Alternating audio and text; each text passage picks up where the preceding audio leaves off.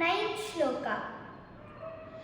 Shrotram chakshurspashanam cha rasanam ghranameva cha. 14th chapter, 6th shloka.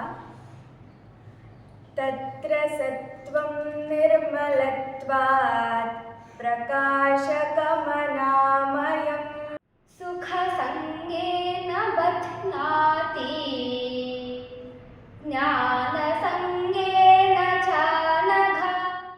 Chapter 12, 10th shloka. Abhyasepya samarthosi matkarma paramo bhava. 14th chapters, 5th shloka. Sattvam rajastama iti gunaha